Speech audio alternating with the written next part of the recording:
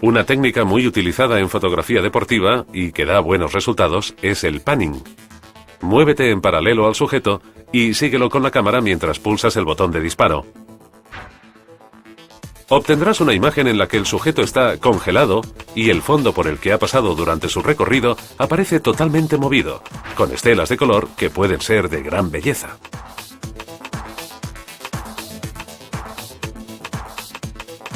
La base de la fotografía deportiva es la velocidad de disparo, indispensable para congelar la llegada a meta o el gol.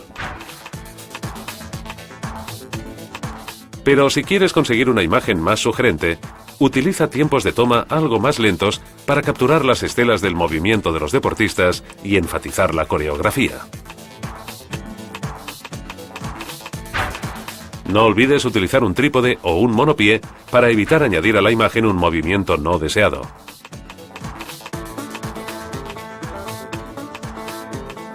Los polideportivos y los estadios son entornos llenos de personas que, si aparecen en la fotografía, pueden distraer la atención del sujeto principal.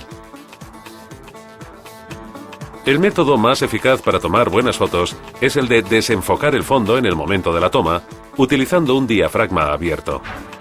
Así tendrás el tema deportivo en primer plano y enfocado, mientras el fondo quedará desenfocado y no distraerá la atención del espectador.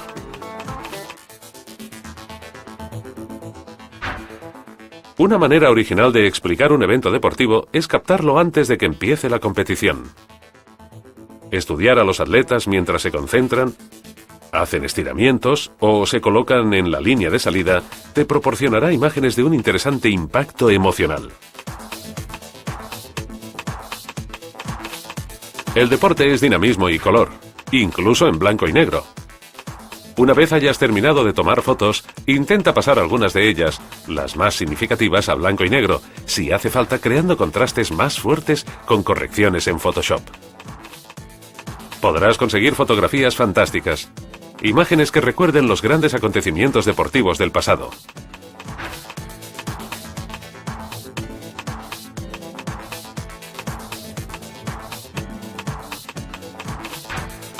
Las líneas de una pista de atletismo o de un campo de baloncesto se prestan especialmente a tomas desde el suelo con un objetivo gran angular. Encuadrando estas líneas, se conseguirá un original e impactante punto de vista del partido o de la carrera.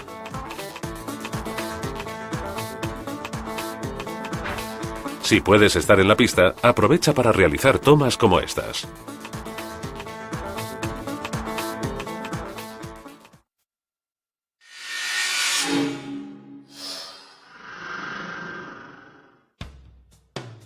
Hacer fotografías deportivas requiere una especial atención, mucha pasión y el equipo adecuado. Para conseguir una buena imagen hay que conocer muy bien el deporte que se quiere fotografiar.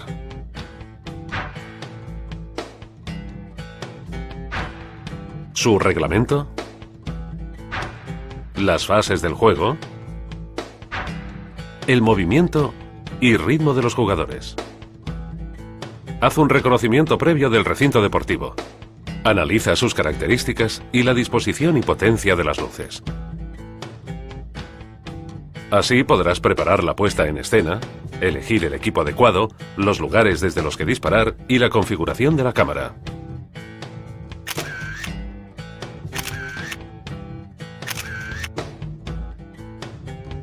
Una buena planificación te ayudará a adoptar las mejores soluciones técnicas en cada momento de la acción.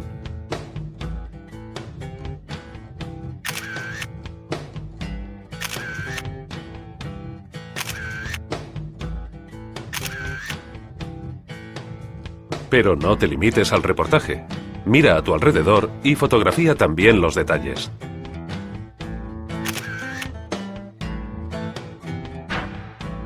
Recuerda que es interesante captar las expresiones de los espectadores que reflejan muy bien la tensión, el entusiasmo y la agonía de la competición deportiva.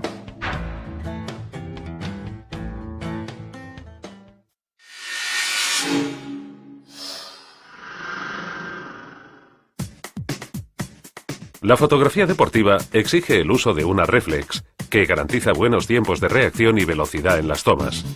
Permite capturar secuencias de fotogramas. Con una cámara sencilla podrás capturar 6 fotogramas por segundo y hasta 12 con una cámara profesional. La Reflex permite también utilizar distancias focales largas. Los profesionales llevan objetivos de entre 400 y 600 milímetros, sobre todo para fotografiar partidos de fútbol. En otros deportes, como el baloncesto, el tenis o el voleibol, se pueden conseguir excelentes resultados con un objetivo de 200 milímetros. Siempre puedes colocar en la cámara un instrumento útil, ligero y relativamente económico: el duplicador de distancia focal. Se aplica entre el objetivo y la cámara y permite duplicar la distancia focal nominal. Utilizando el zoom como pequeño tele, 70 milímetros, y tele largo, 300 milímetros, podrás alternar tomas del sujeto en el contexto general y detalles sin perder ni un segundo de la acción.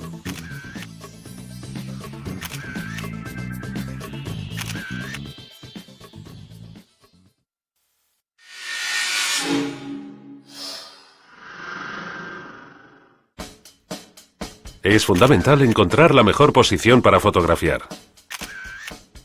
Recuerda que cada acción que se realiza como movimiento paralelo a la cámara requiere tiempos de toma más rápidos que las de un movimiento hacia el objetivo. En el primer caso, una toma a 1/1000 de segundo podría no ser suficiente para conseguir una foto nítida. Mientras que en el segundo caso, bastan tiempos de entre 2:250 y 1:500. Toma la foto desde un punto que te permita captar al sujeto mientras se acerca frontalmente.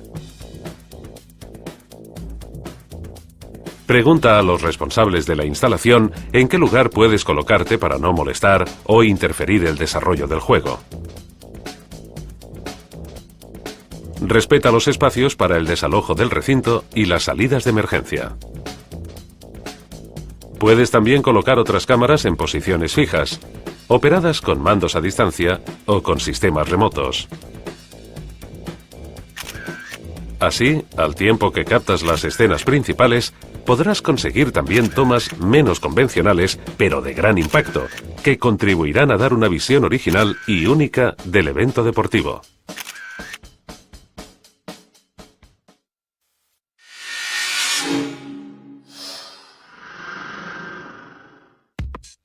Desde un punto de vista mecánico, enfocar significa regular la distancia entre las lentes del objetivo y el sensor para que la imagen se reproduzca con nitidez. La luz que llega del sujeto de la fotografía es recogida por el objetivo que la concentra hacia el sensor, creando un cono. Si el vértice de este cono incide en el plano del sensor, la imagen está enfocada. En otro caso, estará desenfocada. Existen 3 tipos de enfoque. El autofoco o enfoque automático acostumbra a ser la solución más precisa y rápida. En el modo de autofoco simple, tienes que pulsar hasta la mitad del recorrido del botón de disparo y automáticamente un pequeño motor eléctrico desplaza el conjunto de lentes hasta el correcto enfoque. En el visor aparece una señal luminosa de color verde que indica que se puede disparar.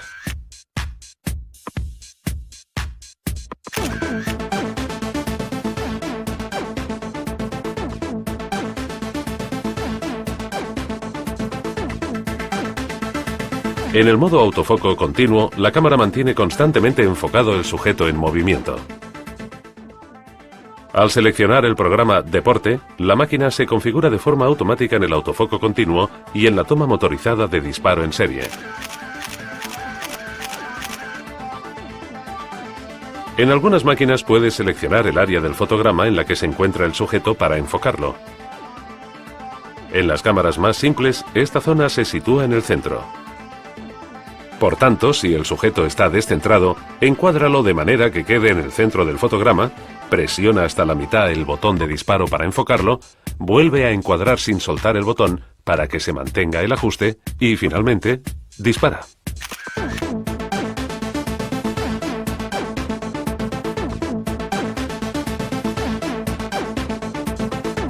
Para un enfoque correcto en el modo manual, gira el anillo de enfoque situado en el objetivo hasta que el sujeto encuadrado quede enfocado.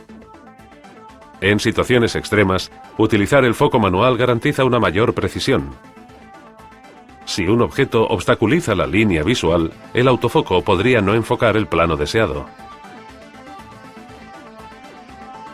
Además, cada vez que el sujeto sale del campo de lectura del autofoco, que se ve en el centro del visor, el objetivo busca un nuevo punto de enfoque con la consiguiente pérdida de tiempo. Finalmente, con un sujeto monocromático, el autofoco podría quedar bloqueado intentando medir la distancia.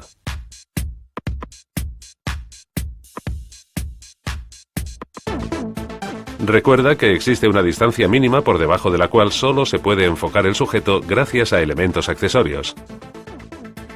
Con ópticas de 50 milímetros de foco, ese límite es de unos 45 centímetros.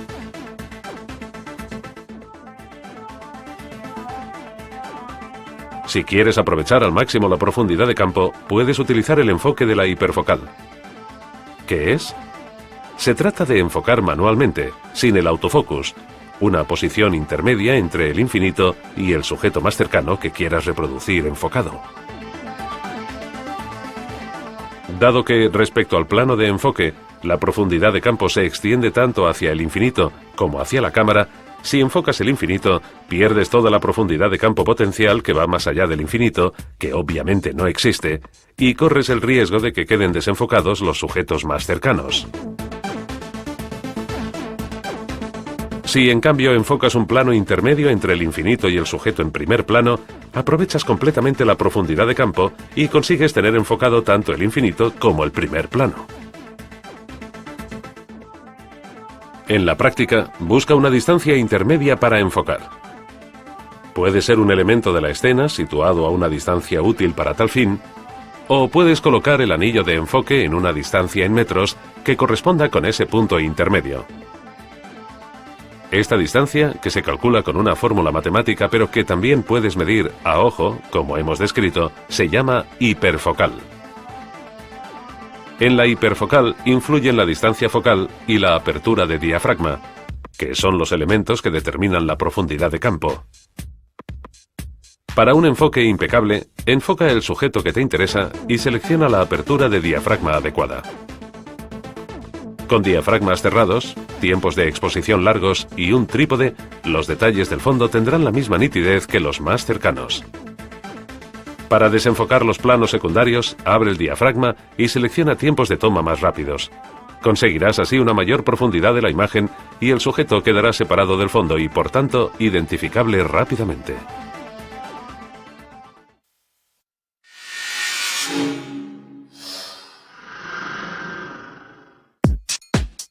El monitor es el dispositivo que permite transformar el archivo original de imagen en una fotografía en la que apreciar la densidad, los colores, los detalles y los contrastes.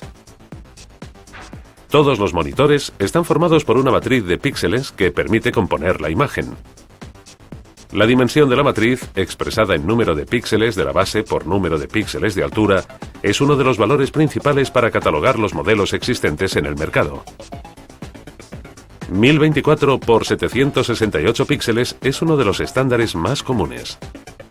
En portátiles hay resoluciones de 1280 por 900 píxeles. En los monitores de escritorio se pueden llegar a tener 1920 por 1080 píxeles, que es la resolución del vídeo Full High Definition. A mayor resolución del monitor, más detalle tendrá la imagen que aparece en pantalla. Obviamente dependerá de la resolución de la imagen. Para cubrir correctamente toda la pantalla, es necesario contar con un sensor de muchos píxeles en el momento de la toma. Otro dato importante es la dimensión del monitor, definida en pulgadas. Los monitores de los portátiles tienen entre 12 y 17 pulgadas, mientras que los monitores de escritorio pueden llegar hasta las 30. Si trabajas en postproducción con programas como Photoshop, un monitor más grande te permitirá tener abiertas varias ventanas de funciones y al mismo tiempo una amplia zona libre para trabajar cómodamente con la imagen. También se pueden utilizar dos monitores, uno para la imagen y otro para visualizar las ventanas del programa. Pero a menudo, hasta un ordenador portátil garantiza óptimos resultados. Actualmente, casi todos los monitores son de cristal líquido, LCD. En los modelos de gama más alta se están introduciendo nuevas tecnologías basadas en LEDs y en OLEDs, que permiten que las imágenes se vean mucho más brillantes y además tienen un consumo energético muy reducido.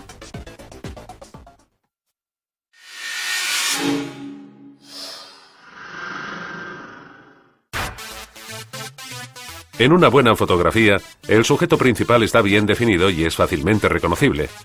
Pero en ocasiones, en el encuadre aparecen también otros elementos que privan de fuerza a la toma. Se pueden eliminar a la hora de disparar decidiendo qué parte de la escena quieres encuadrar, aplicando la regla de los tercios o desenfocando los elementos del fondo seleccionando un diafragma más abierto. Pero estas medidas no siempre son suficientes y es necesario hacer más cambios en la edición. La herramienta Recortar de Photoshop te permite hacer un nuevo encuadre de la imagen. Define el área que quieres encuadrar y haz doble clic sobre la zona seleccionada.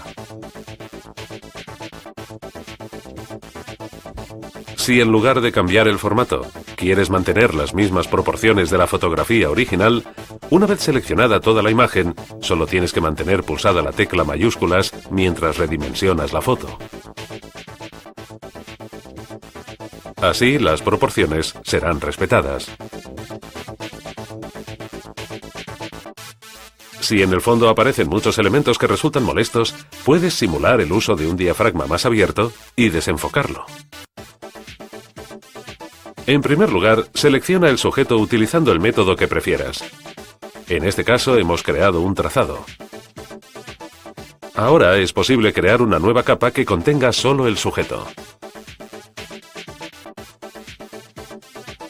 Antes de continuar con el desenfoque del fondo, es aconsejable duplicarlo para tener siempre a mano la foto original. Ahora puedes aplicar el filtro de desenfoque en la copia de la capa de fondo. Como ves, el resultado es poco real porque no se respeta la profundidad de campo de la imagen original.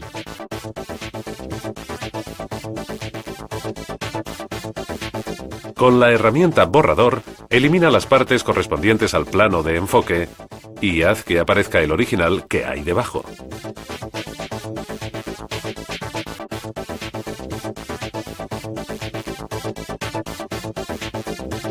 Si ya sabes qué elementos molestos deberás eliminar, como por ejemplo los turistas que pasean delante de estas columnas, puedes tomar dos versiones de la misma imagen utilizando un trípode, con un breve intervalo de tiempo entre una y otra.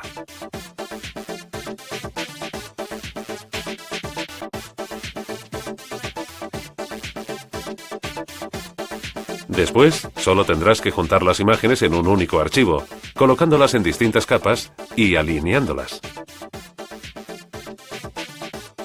Borrando las personas de una de las capas, se verá la capa inferior en la que no aparece nadie.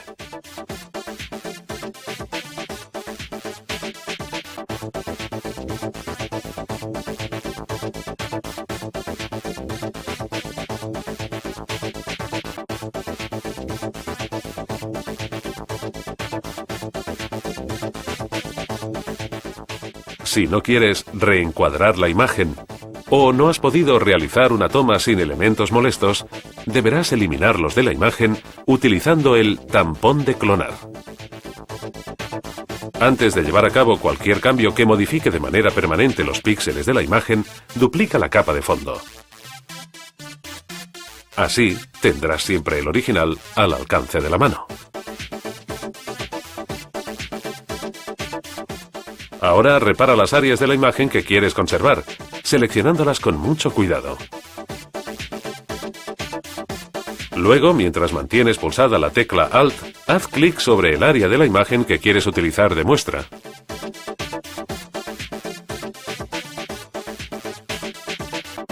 El tampón de clonar copiará la información de esta zona reproduciéndola donde quieras.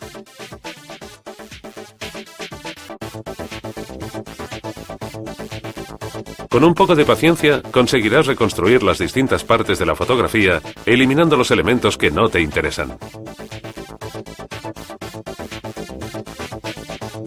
En cualquier momento podrás volver a la imagen original. Solo deberás desactivar la capa en la que has estado trabajando.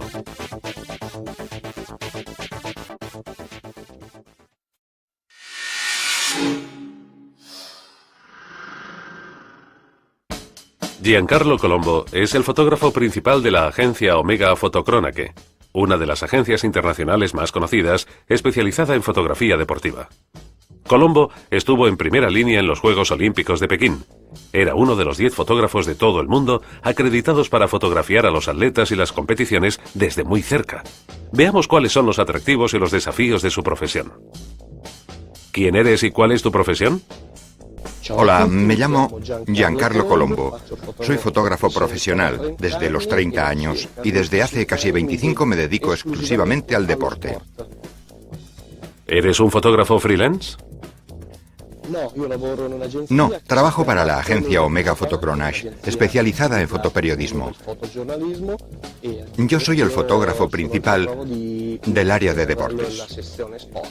Tuviste la oportunidad de asistir a los Juegos Olímpicos de Pekín, ¿verdad? Sí, exacto. Pasé 24 hermosos días en los Juegos Olímpicos de Pekín. ¿Durante los Juegos Olímpicos te dedicaste a fotografiar un deporte o un atleta en particular o seguiste todas las competiciones? En Pekín fotografié un poco de todo. La primera semana, en especial la natación, con Michael Phelps, el gran protagonista, al ganar 8 medallas de oro olímpicas. Luego pasé unos días con la gimnasia y el remo. Y al final de mi estancia, estuve durante una semana fotografiando en el estadio de atletismo. ¿Fotografiaste a los atletas de más éxito, a los campeones olímpicos? Sí, fotografié a varios campeones. Y uno de ellos, en concreto, me llegó al corazón con sus victorias. Es Usain Bolt, el jamaicano, que consiguió 3 medallas olímpicas en los 100, en los 200 y en los relevos 4x100. ¿Por qué te llegó al corazón Usain Bolt?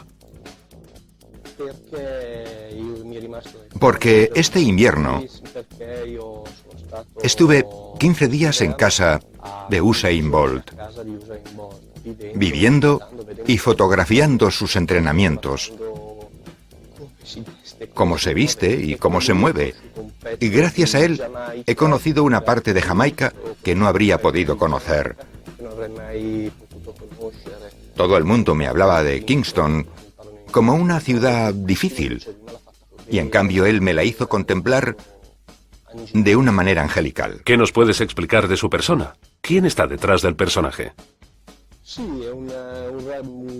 Es un gran muchacho, amante de la broma. Le gusta divertirse. Cuando se quita las zapatillas de competición, cambia. Se hace humano. Es una persona a la que le gusta la música reggae y a quien le encanta ir detrás de las chicas. No le gusta conducir a mucha velocidad, pues dice, ¿por qué debería hacerlo? Yo ya corro bastante. ¿De qué me serviría un Ferrari o un Mercedes? Es una persona muy asequible. ¿Qué equipo llevaste a Pekín? Yo trabajo siempre en digital. Hubo un tiempo en que la fotografía digital era el futuro, pero hoy ya es el presente. En mi equipo cuento con 3 Mark III y una serie de gran angulares. Un 15, un 20-35, el 28-70, un 70-200, un 300-2,8, un 400-2,8 y un 600. Este es mi equipo básico con el que me fui a los Juegos Olímpicos. ¿Es el teleobjetivo, el objetivo por excelencia del fotógrafo deportivo, o la elección de la óptica depende de cada situación de toma? Es cierto que el fotógrafo profesional utiliza casi exclusivamente el teleobjetivo, pero también hay fotógrafos que se meten dentro del campo. Allí estás a pocos centímetros del personaje y estás obligado a utilizar el gran angular. También a la hora de realizar fotografías subacuáticas, en una competición de natación, cuando metes la cámara bajo el agua, porque quieres una imagen, por ejemplo, de Michael Phelps girando, estás obligado a utilizar un gran angular. Este es uno de los motivos por los cuales llevamos en la bolsa los grandes angulares. Aunque los utilicemos muy poco, también los necesitamos. ¿Se necesitan permisos especiales para colocar la cámara bajo el agua en las competiciones de natación o cerca de las pistas de atletismo? Sin duda, son necesarias autorizaciones especiales. Por ejemplo, en natación, normalmente van 2 o 3 cámaras fotográficas en carcasas impermeables teledirigidas que utilizan todos los fotógrafos de piscina.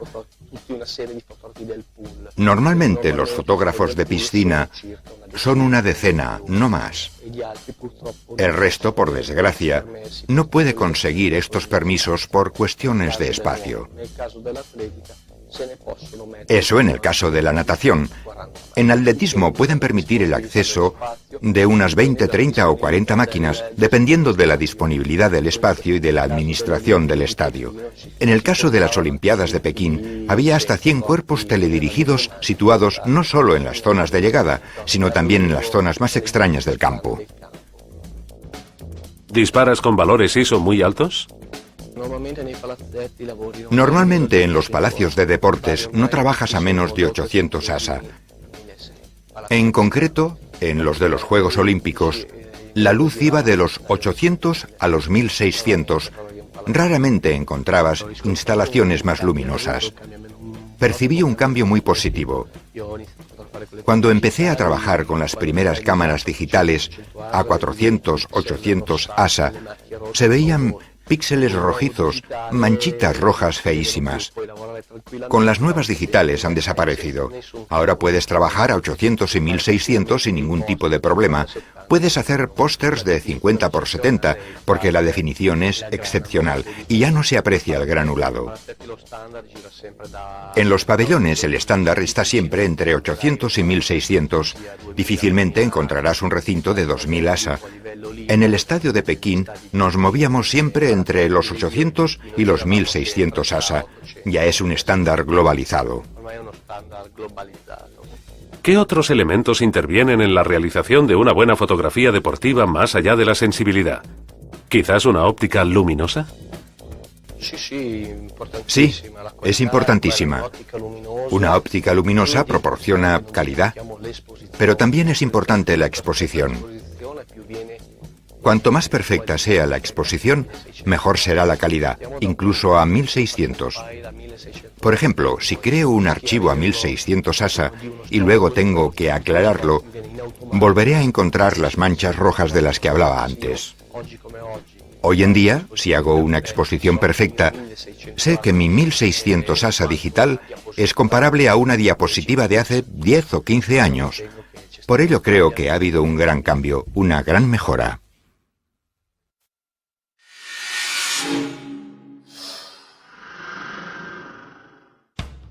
Afincado en Maremma, Andrea de María siempre se ha sentido atraído por los deportes acuáticos como el surf y la vela.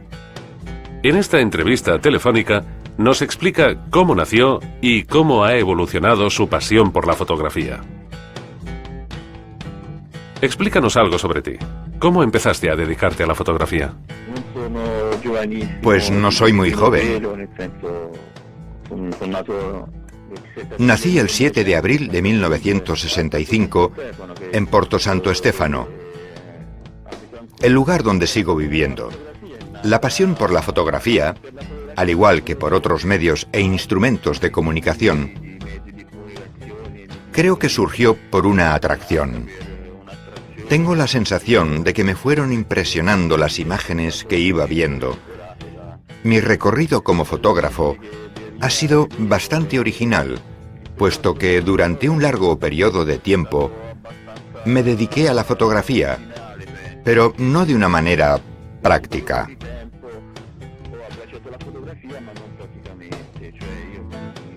Me informaba, leía mucho, veía muchas revistas del sector. iba a exposiciones, pero no fotografiaba. Y así fue durante mucho tiempo. Luego, en una segunda fase, ya tenía más de 30 años, me compré una cámara fotográfica analógica y empecé a fotografiar. Y tengo que decir que de allí a empezar a hacer trabajos profesionales y entrar en el mundillo no pasó demasiado tiempo. Devo dire, da lì a iniziare a fare delle cose professionali piuttosto che entrare nel giro proprio vero. Creo, pues, que me ayudó el hecho de haberme formado antes, de tener un gran bagaje de información, más que de fotografías. Diciamo di farmi un background mio diciamo così, di informazioni, ecco, piuttosto che di fotografía. E poi, insomma... Luego fue centrarme en todo lo que tuviese que ver con el mar, puesto que aquí es donde nací y aquí vivo, en la costa. Así que mi primera aproximación fue fotografiando todo lo que tuviese que ver con el mar y los deportes náuticos, como la vela y el surf. Fotografare tutto il mondo legato al mare, quindi di conseguenza anche gli sport nautici e velici in particolare. ¿Qué máquinas utilizas? ¿Qué equipo llevas? Mi equipo es un equipo digital en un 90%, es más, casi en el 100%. Utilizo las cámaras profesionales de Canon. Últimamente he descubierto la última novedad, la Mark III. Hasta ahora había trabajado con la Mark II, pero obviamente el nuevo modelo presenta grandes mejoras. Además llevo siempre material analógico, pero es sobre todo para colocarlo en una carcasa impermeable, es decir, para tomar fotos desde el agua. Y la serie de objetivos obviamente profesionales, Canon, que son la opción ideal para alguien que se dedica a esto. ¿Cómo has vivido el paso de la fotografía analógica a la digital? Podríamos decir que de forma traumática. Creo que como todos los fotógrafos del mundo. Pero también pienso que nadie estaría dispuesto a volver atrás, más cuando la fotografía digital está evolucionando en una línea de emular la sensación de la película. Por ello, aunque al principio el cambio fue difícil, ahora de ninguna manera podría renunciar a mis cámaras digitales. ¿Tus reportajes fotográficos son siempre por encargo o también haces tus propios proyectos y luego tratas de venderlos? Por suerte, puedo decir que hasta ahora todos los trabajos me los han encargado. Empecé a viajar para hacer trabajos que me pedían empresas o instituciones y desde entonces siempre he realizado trabajos por encargo. Seguramente, cuando tenga tiempo para dedicarlo a mis proyectos personales, lo haré, pero por ahora, y lo considero una suerte, trabajo siempre por encargo.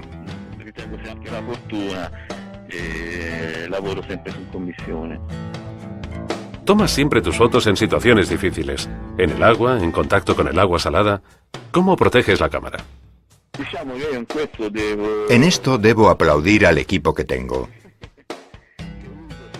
Utilizo más los protectores flexibles que los rígidos, pero me limitan capacidad de movimiento. En la mayoría de las ocasiones, hago las fotos a mano alzada, incluso en condiciones muy difíciles, pues a veces el agua llega literalmente a cubos sobre la cámara fotográfica y los objetivos. Y si hay algo que estropea las cámaras fotográficas es el agua salada, puesto que prácticamente funde los sistemas. Pero yo he encontrado una robustez y una resistencia muy buena ante este tipo de agentes externos.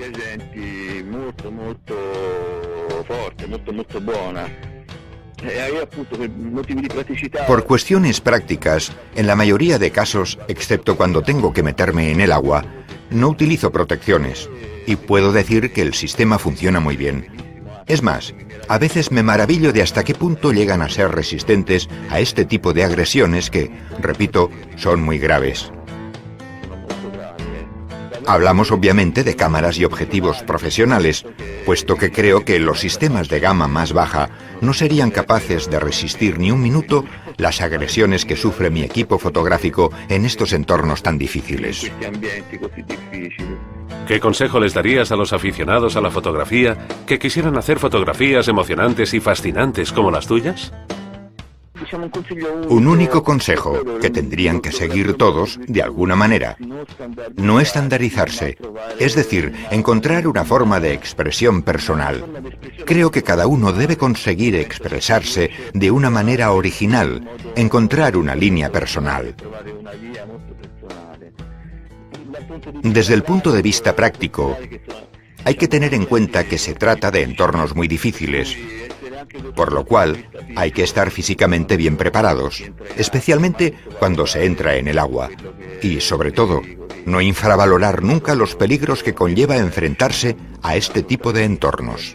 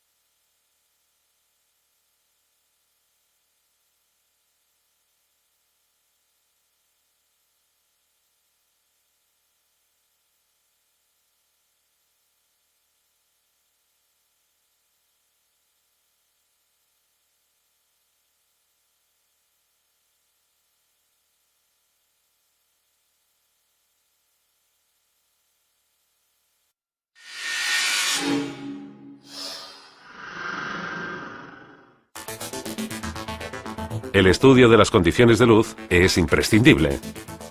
Presta mucha atención al tipo de iluminación y valora si es suficiente.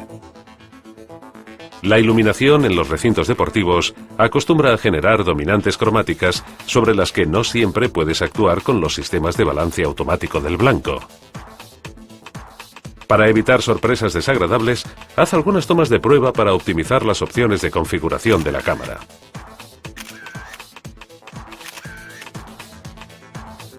Procura guardar las imágenes en formato RAW. Así, en el momento de la edición, podrás corregirlas con precisión sin perder calidad.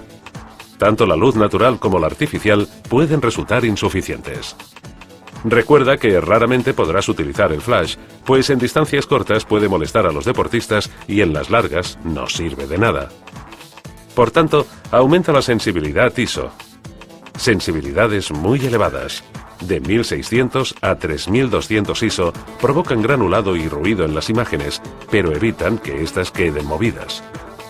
Finalmente, configura la cámara de modo que puedas decidir el tiempo de exposición y deja que la máquina seleccione la apertura correcta del diafragma. En los modelos más sencillos de reflex, selecciona el programa Deportes en lugar del modo completamente automático, normalmente indicado con auto.